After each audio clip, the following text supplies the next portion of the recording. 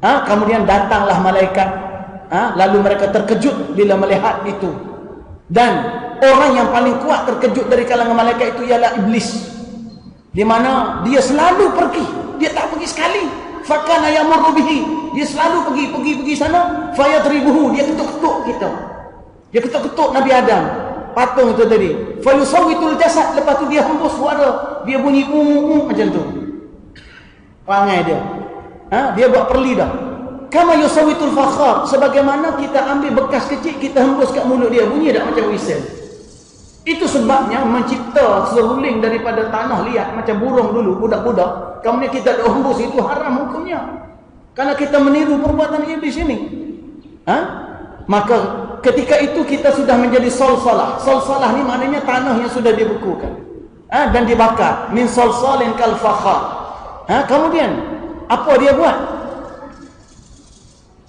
Wa yaqulu li amrin ma khalaqta khuliqta. Dia pergi dekat patung Nabi Adam, dia kata li amrin ma khuliqta, untuk apa kamu dicipta wahai patung? Dengki dia kepada manusia ni daripada dulu lagi dia cakap dah, pada tu kita tak ada nyawa ni. Li amrin ma khuliqta. Lalu wa dakhala min famihi wa kharaja min duburihi. Dia masuk ikut mulut, dia keluar ikut dubur. Dia masuk sini, keluar ikut dubur. Faqala iblis lil malaika. Lepas dia keluar, dia pergi jumpa malaikat geng dia, dia kata la tarhabu min haza, mutasyahiran lah benda ini. Fa innahu ajwa, dalam rongga tak ada apa pun. Dia sampai gitu sekali. Wala in sulibta alaihi wala in sulibtu alaihi la ahlikannahu. Situ dia mula berkata kepada malaikat, kalau aku supaya diarah tunduk kepada dia, la uhlikannahu, aku akan musnahkan dia. Ini cemburu iblis. Kita tak hidup lagi, dia dah bersaksi dah macam tu dah. La uhlikannahu wa yuqal innahu kana idza marra alaihi ma'al malaikah. Dan ada juga orang cakap bila dia lalu dengan malaikat, dia kata ara'aitum hadzal ladzi lam taru min al-khalaiq yushbihu. Mu tengok tak benda tu yang mana kamu tak pernah nampak dia serupa dengan makhluk mana-mana pun. In fuddila alaikum wa umirtum bi ta'atihi, jika kira diberi keutamaan melebihi kamu dan kamu disuruh supaya mentaatinya, ma antum fa'ilun, apa kamu nak buat? Jawab malaikat, nuti'u amra rabbina, kami tentulah taat kepada perintah Tuhan kami. Fa asarra iblisu fi nafsihi, tapi iblis tak cakap, dia diam dalam diri dia. Dia kata apa? La in fuddila alayya fala uti'uhu, kalau dia diberi keutamaan kepada aku melebihi daripada aku tak akan taat dia. Maknanya sebelum Allah kata wa isqala rabbuka lil malaikati isjudu, itu sebelum Allah kata begitu, dia dah kata dah macam ni. Ini tuan-tuan punca perangai iblis yang menyebabkan dia jadi kufur kepada Allah. Dan kita hari ni berapa banyak ni yang jenis macam ni, menjadi kufur dalam keadaan tak sedar. Lalu wala in fuddilta alaihi wala in fuddilta alaihi wa in fuddiltu alaihi la uhlikanna, kalau aku diberi kelebihan pun aku akan musnahkan dia. Maka bila sampai ketika yang hendak dihembuskan ke dalam Adam itu roh, maka berkatalah Allah kepada malaikat, apabila aku hembus ke dalamnya rohku, maka kamu sujudlah kepadanya. Dan apabila dihembus ke dalamnya roh, maka masuklah roh di kepalanya. Bila roh masuk di kepala, atasa Nabi Adam tak dibersin. Tu Nabi Adam bersin, masuk roh di kepala bersin.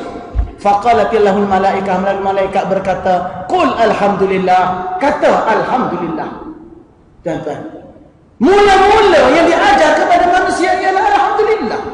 Bersin tu alhamdulillah, sebab dia lepaskan daripada penyakit. Sebab apa? Dah masuk roh daripada tak hidup kepada hidup. Faqala alhamdulillah. Lalu Adam berkata, faqala Allahu lahu, maka Allah berkata kepada Adam, wa rahimaka rabbuk, Tuhan kamu telah merahmati kamu. Falamma dakhala ruh fi ainaihi, tadi sampai dekat sini je bang. Ni kat kepala dia. Bila masuk dekat dua biji mata, nazara ila thimaril jannah, terus mata tengok buah dalam syurga. Terus tengok falamma dakhala fi jawfihi, dan bila ruh tu sampai kat perut, ishtahat ta'am, lapar terus. Itulah kerana kita. Sebab tu celak-celak nak susu mak lalu dah. Fawasaba, lalu ketika itu bila ruh tu sampai dekat perut, wasaba, terus dia lompat nak pergi ambil buah tadi. Qabla an yablugha ruh rijlaihi, sebelum ruh sampai kat kaki. Ajlan ila thimaril jannah, sebab apa? Gaduh nak makan buah syurga. Perangai kita ni lagi tu tuan-tuan. Sebab tu lah kita terkar sangat ke makan. Kalau punya makan free, rela. Tuan-tuan. Fadzalika hina yaqul, maka ketika itu Allah berkata, khuliqal insan min ajal. Begitulah manusia itu dicipta dalam keadaan kokoh. Kaki tak kuat lagi tu, dah terkam makanan. Sama juga kita.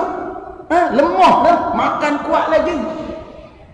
Penyakit macam-macam, makan macam-macam. Fasajadal malaikatu kulluhum ajma'un, maka semua malaikat sujud illa iblis aba yakuna ma'as sajidin, dia tak mahu masuk di kalangan orang sujud. Jadi tuan-tuan sekalian, tak sempat nak habis ayat ni. Banyak lagi tuan-tuan. Cuma saya nak berhenti setakat tu sebab masa dah habis. Jadi nak maklum kepada kita kesimpulan malam ni. Nampak dah apa sebab iblis itu menjadi kufur? Satu saja. Kerana dia dihinggapi oleh perasaan dia hebat. Dan dia bersemangat atau beriktikad untuk tidak patuh kepada perintah Allah. Dan kenapa dia beriktikad begitu? Apabila dirinya dikuasai oleh kehebatannya tadi. Maka tuan-tuan sekalian, itulah yang menyebabkan iblis cemburu. Dan sebab itulah ayat ini Allah mengatakan inni ja'ilun. Kalau kita terjemah dalam bahasa Kelantan, kok mana-mana pun aku akan buat.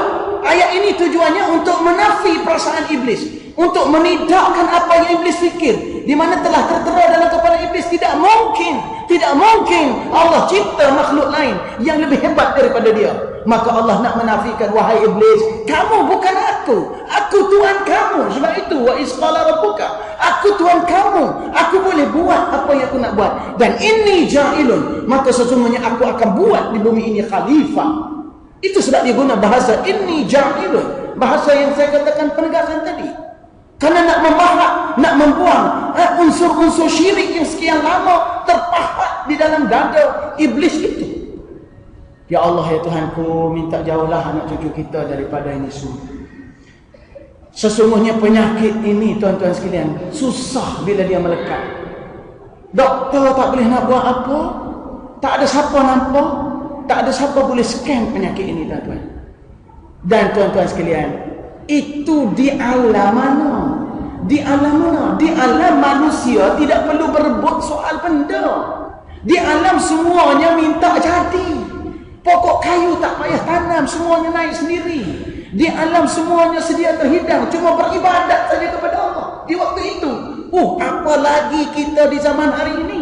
Di zaman bila kita semua benda kena buat sendiri, di waktu itu lagi mudah terasa bahawa kitalah yang berkuasa, kitalah yang melakukannya, kitalah yang mengadakannya, dan kita yang mengendalikannya. Akhirnya sifat Rabb Allah itu lama-lama tertanam ke dalam diri kita, dan terlupa kita bahawa kita sebenarnya bukan yang berkuasa. Ini yang berlaku. Mana tidak? Duit kita ada, negara kita bina, rumah kita bangunkan, anak-anak semua kita usahakan supaya berpendidikan tinggi dan sebagainya. Tuan-tuan sekalian, berapa banyak macam tu. Saya nak bagi tahu satu benda terbaru saya dengar. Bila kita nak bawa anak-anak kepada Mahat Tahfiz ni, ada orang berkata kepada saya, ini baru disampaikan. Saya hairanlah. Kalau semua budak-budak ni belajar tahfiz, siapa yang nak jadi doktor? Siapa yang nak jadi engineer? Siapa yang nak jadi lawyer? Apa nak jadilah pada masa depan negara kita? Allahu Akbar tuan-tuan. Tuan-tuan sekalian, saya nak bagi tahu sebenarnya kerja-kerja tu kita boleh serah kepada manusia yang banyak ada. Dan saya nampak tuan-tuan sekalian, alat-alat di dunia ni bukan orang Islam buat, orang kafir buat. Apa kelebihan Allah? Dia bagi orang Islam ni suruh taat dia je. Lepas tu dia bagi duit, kerja orang Islam beli je, tak payah fikir sikit kepala nak buat pun.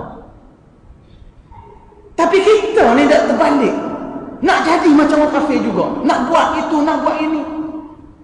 Bukan tak boleh, tapi tuan-tuan sekadarnya sudah. Sekadarnya sudah. Hari ini kita nak buat kapal, nak pergi ziarah ke Marikh lah apa sebagainya, nak melancong ke Marikh, macam-macam pelik. Biarkan si kafir itu sahaja yang berbuat demikian. Tuan-tuan sekalian, mana ada negara Malaysia dalam dunia ni orang Islam buat kapal terbang? Tapi yang banyak naik kapal terbang kita.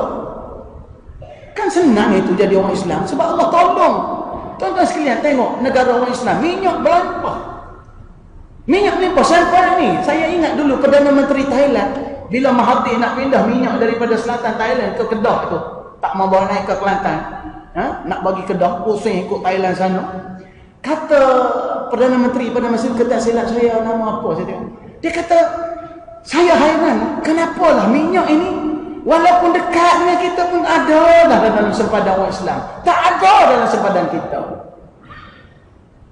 Itu orang kafir boleh fikir, kita yang Islam tak boleh fikir. Tuan-tuan sekalian, jadi cukuplah saya merapu. Saya rasa banyak dah saya cakap benda-benda yang macam tu. Mungkin tuan-tuan dah lebih masa, saya minta maaf. Cuma saya nak minta insya-Allah, kalau diizinkan Allah, kita bincang lain kali lah. Saya rasa yang ni saya tinggalkan, banyak lagi ni. Kita bincangkan. Sebab sebenarnya banyak isu lagi yang kita nak kupas tentang hakikat ini.